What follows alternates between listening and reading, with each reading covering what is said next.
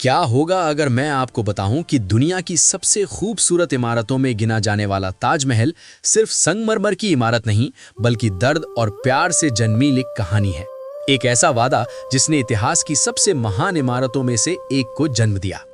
कहानी शुरू होती है 17 जून 1631 की एक बरसाती रात से। जगह है बुरहानपुर। शाही तंबू के अंदर गहरा सन्नाटा है। हिंदुस्तान के बादशाह शाहजहां बेहद बेचैन बैठे हैं, क्योंकि उनकी सबसे प्रिय बेगम मुमताज महल अपने 14वें बच्चे को जन्म देते समय जिंदगी और मौत से जूझ रही हैं। कुछ ही पलों बाद सब कुछ बदल जाता है।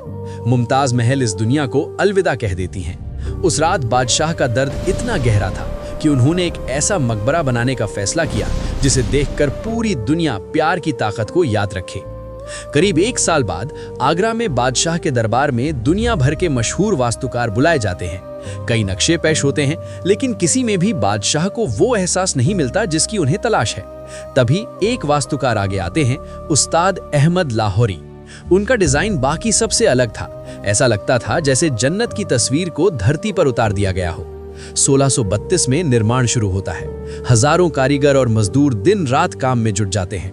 नींव को मजबूत बनाने के लिए जमीन के अंदर गहरे कुएं खोदे जाते हैं और उन्हें पत्थर व चूने से भरा जाता है।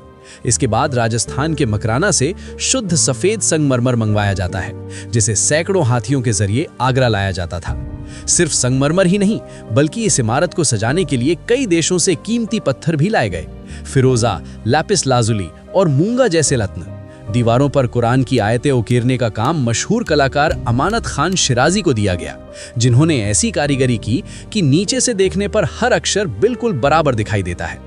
लगभग 22 साल की लगातार मेहनत और करीब 20,000 कारीगरों के हुनर के बाद 1653 में ये अद्भुत इमारत पूरी हो जाती है।